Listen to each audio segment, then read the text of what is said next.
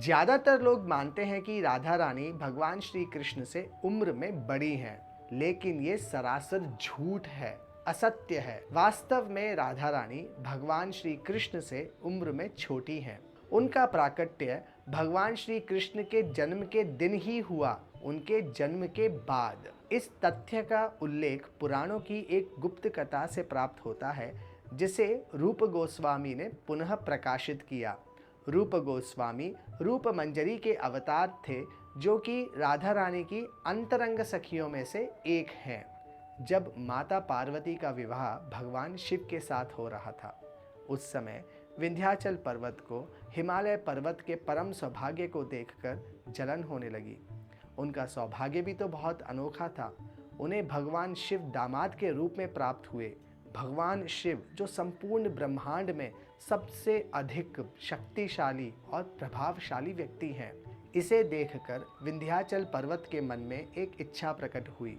उन्हें एक ऐसा दामाद चाहिए था जो भगवान शिव से भी अधिक शक्तिशाली हो और उन्हें युद्ध में परास्त कर सके। इसी कारण विंध्याचल पर्वत ने घोर तपस्या कर ब्रह्मा जी को प्रसन्न कर कर एक वरदान प्राप्त किया, एक पुत्री का वरदान, जिसका पति भगवान शिव से परम शक्तिशाली होगा।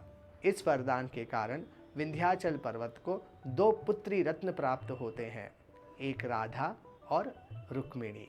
जब दुर्गा देवी ने कंस को भगवान श्री कृष्ण के जन्म की सूचना दी, उन्होंने उसे यह चेतावनी भी दी कि आज या कल भगवान श्री कृष्ण की परम शक्तिशाली 8 शक्तियां प्रकट होने वाली हैं।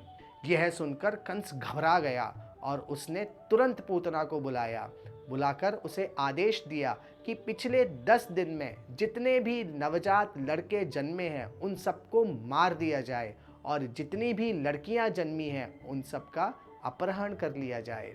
पूतना जब इस दुष्ट कार्य में लगी पड़ी थी तो वह विंध्याचल पर्वत पहुंची। वहां पर उसने 2 दिव्य कन्याओं को नामकरण संस्कार के बीच में देखा। तुरंत ही उसने दोनों कन्याओं को झपटा और आकाश मार्ग से मथुरा की तरफ उड़ चली। उसी समय विंध्याचल पर्वत ने वहां पर उपस्थित सभी ब्राह्मणों को मंत्रोच्चार करने का आदेश दिया। मंत्र के शक्तिशाली प्रभाव से पूतना को डर लगने लगा और डर के मारे उसने दोनों लड़कियों को आकाश से ही नीचे गिरा दिया और वहां से भाग गई। उनमें से एक कन्या विदर्भ प्रदेश में गिरी, जहां महाराज भीष्मक ने उन्हें नदी में पाया, वह थी रुक्मिणी। और दूसरी कन्या ब्रजभूमि क्षेत्र में यमुना में गिरी, जिन्हें महाराज वृषभानु ने पाया, वह थी राधा रानी। राधाष्टमी उत्सव हमेशा श्री कृष्ण जन्माष्टमी के बाद मनाया जाता है। यह उत्सव एक दिव्य स्मृति है, जब महाराज वृषभानु ने राधा रानी को यमुना नदी में पाया। अगली बार जब भी कोई आपसे यह कहे कि राधा रानी भगवान श्री कृष्ण से उम्र में बड़ी हैं, तो उन्हें रोककर इस दिव्य कथा को सुनाएं और उनसे कहें कि राधा रानी भगवान श्री कृष्ण से उम्र में छोटी हैं। राधे राधे।